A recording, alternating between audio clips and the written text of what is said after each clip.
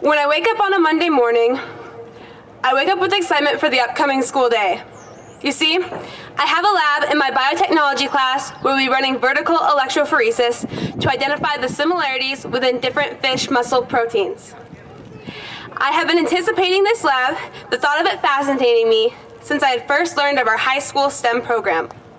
And I know what you may be thinking. Why the heck is this girl so excited to attend this class? Well, I, unlike many, have had the privilege to attend a school in which we have a thriving STEM program. A program which encourages us to study areas that will help us in our future STEM careers. A program which sets us high above anyone else. And a program which challenges us, but yet excites us. I get to have many scientific opportunities that many with the same interests as I do not get to experience until they are in college. Us STEMlings constantly crave to discover and learn, and our STEM program allows us to do exactly just that. Despite this, my peers and I have noticed many things in our classroom that lack, specifically the underfunding of science classrooms and science teachers. My first year of entering the biotechnology program, my sophomore year, our class began out almost entirely note-based with little to no lab experience despite one simple one. It left many of us confused as to what our labs were going to be like, expecting the promise of a lab-filled education. We then learned it was at the fault of the government underfunding our schools. Our school could not provide the money to order the needed equipment until we had already began our high school year. Because of this delay, our equipment did not arrive until nearly the end of our first quarter of high school. When we enter a science class, we must pay a small lab fee to provide for the immense supplies that come along with science.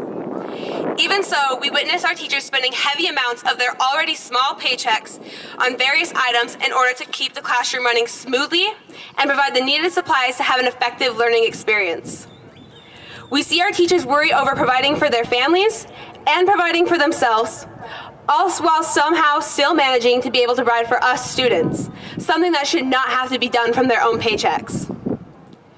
Spending on schools in Arizona has declined nearly $1 billion since 2008. This is $1 billion less dollars for lab supplies. $1 billion less dollars that can be spent on proper safety materials. And $1 billion less dollars for science education. Why? Why are schools progressively getting less and less money? Why? Why has my education, the education of students across Arizona, declined $1 billion within the past 10 years? Why? Why must my fellow students and I be forced time and time again to push off labs, all because the government cannot afford to give us the education in which we deserve? We do not deserve this. Our teachers do not deserve this. And our country does not deserve this. I may just be a 17-year-old girl that has yet to experience the harsh realities of the world, but I know one thing. I love science. I love science more than I have ever loved anything in my entire life.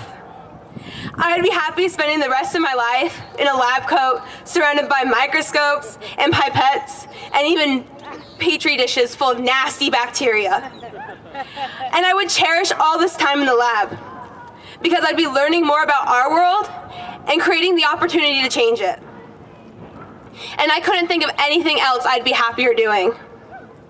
Since that first day, I walked into our biotechnology class and we began learning about various bacteria shapes and functions and even their different gram stains. And yes, all of this excited me very much. I discovered that science is what I want to do with the rest of my life. And it's because of this passion, I want to do everything I can to make sure this dream does not only become a reality for me, but a reality for every single student that shares my passion. For every fellow nerd who gets excited about the bubbles in an electrophoresis chamber. For the geeks who can perfectly recite the chemical equation for cellular respiration. And for the ones who stay up until 1 a.m. to correctly memorize the many steps to protein synthesis. For these students, I speak out. Vote. Vote to change our schools for the better. Vote to give our students the opportunities that they deserve. the opportunities to be passionate about science.